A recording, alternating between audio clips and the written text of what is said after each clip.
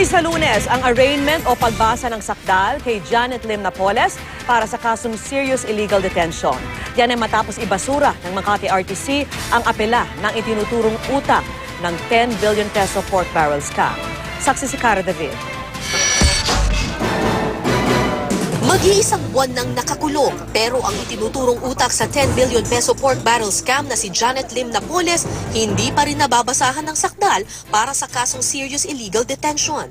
Ilang beses kasing naghain ng motion to defer arraignment ang kampo ni Napoles.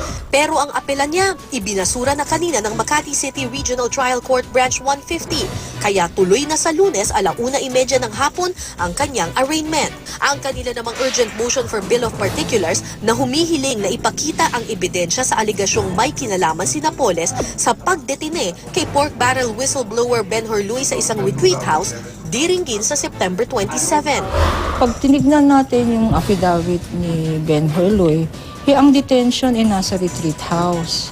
Hindi naman bahay ni Mrs. Napoles. Kung ang detention ay nasa retreat house, ang tinatanong natin, anong link ni Mrs. Napoles sa retreat house? That is not alleged in the information. We have documents to show that. Na yung may-ari nung It is Mrs. Napoles. Mrs. Napoles owns the house. Or at least she has the equitable interest over the house through a corporation. Doon din malalaman ang desisyon kaugnay sa motion to post bail o hiling na makapagpiyansa ni Napoles.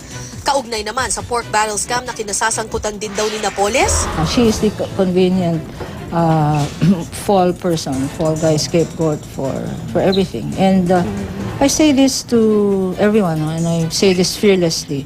Those who should be responsible for this scam should now come forward. People now want to hear the truth. 6 sa 38 sinampahan ng reklamo kaugnay ng pork barrel scam ang nangibang bansa bago pa man maisampa ng DOJ ang reklamo sa ombudsman nitong Lunes. Inisyuhan ng lahat ng hinainan ng reklamo ng lookout bulletin order ng Bureau of Immigration. Yung LBO, hindi po yan sapat para pigilan ang pagbiyahe ng isang tao. Para nasagan malaman po namin kung kami po ba o ang bansa po ba merong karapatan na pigilan ang pagbiyahe. Yun lang po, parang update lang po yan. It's more of a communication tool. Ngayong Biyernes, nag-ingay ang mga taga San Sebastian College Recoletos, University of Santo Tomas at San Beda College bilang patikim sa rally kontra pork barrel ngayong Sabado sa Luneta. Ang mga taga University of the Philippines naman tinakpan ng itim na tela ang sikat na oblation. Ako si Cara David, ang inyong saksi.